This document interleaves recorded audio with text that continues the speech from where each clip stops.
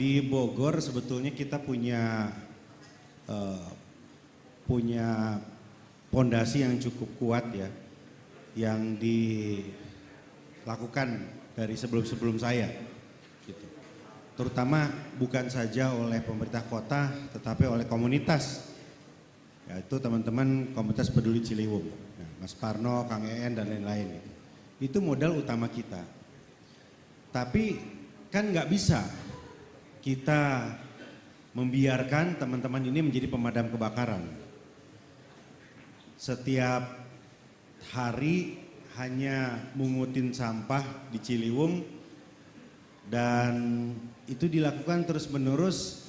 Kalau tidak ada aksi kita yang lebih melembaga, lebih permanen, itu kasihan teman-teman. Makanya kemudian kita buat yang namanya Satgas Ciliwung. Itu di tahun berapa ya Mas Parno? Oktober 2018. Nah ini tonggak yang sangat penting. Karena setelah itu kita pastikan ada anggaran dari APBD yang dialokasikan khusus untuk memonitor itu. Untuk memastikan bahwa ada langkah-langkah yang sustain dan continue yang dilakukan bukan saja untuk penertiban tapi juga untuk sosialisasi dan edukasi. Termasuk tentunya sampah plastik di situ. Kita lihat salah satu persoalan utama kenapa Jakarta banjir, ya karena penanganan dari hulu ke hilirnya tidak terintegrasi. Jadi kita sering sekali melihat ketika banjir di Jembatan Satu Duit, banjir di mana misalnya Kampung Bebek ya, itu tumpukan styrofoam. Ya dari mana lagi kalau bukan dari hulu? Ya, dari wilayah kabupaten, dari wilayah yang lebih atas gitu ya. Nah makanya Kota Bogor berusaha untuk memfokuskan kepada upaya untuk edukasi, sosialisasi dan termasuk juga untuk mengurangi sampah plastik itu. Itu pertama yang menurut saya paling monumental gitu. Nah kedua, kita pelajari langkah-langkah yang dilakukan. Ternyata ada langkah yang dilakukan oleh pemerintah Banjarmasin dengan melarang penggunaan kantong plastik di retail. Kita tiru itu, kita lakukan sosialisasi, kemudian kita berlakukan itu awal-awal terjadi riak-riak tapi kemudian ternyata bisa menerima.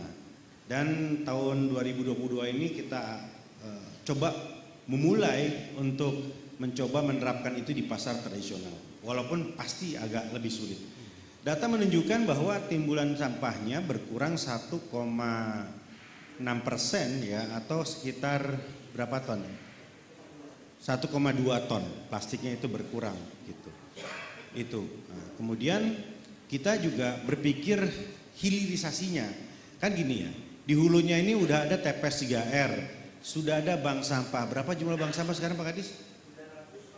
Sudah 300 bank sampah. TPS 3R, bank sampah ini di hulunya. Nah tetapi kemudian dari sini dibawa kemana? Ini kan penting. Karena seringkali dipilih tetapi di TPS-nya, di TPA-nya nanti dicampur lagi. Kan nggak ada artinya. Nah karena itu mulai tahun ini kita bekerja sama dengan beberapa. Ada plastik ya, yang mengubah sampah plastik yang tidak bernilai menjadi bahan semacam paving block gitu ya. Dan ada yang di Mekarwangi ini berapa hektar di situ? Ya 1000 meter itu kita kerjasama dengan WWF di situ untuk mengolah hal yang sama ya. Termasuk juga ada vending machine yang kita tempatkan di mall untuk memberikan kredit atau pulsa bagi orang-orang yang memasukkan botol plastik di situ. Itu contohnya. Jadi betul-betul dari hulu ke hilir kita pikirkan. Jadi sebenarnya sudah langkahnya ini banyak dilakukan Pak ya. Makanya jangan heran kalau berkunjung ke Kota Bogor, belanja di supermarket, minimarket, bawa tempat sendiri Pak ya. Bawa kantong belanjaan sendiri di Bogor sudah dilakukan. Nanti nextnya di pasar-pasar Pak ya. Pasar akan dikurangi juga, tidak boleh pakai plastik juga. Iya.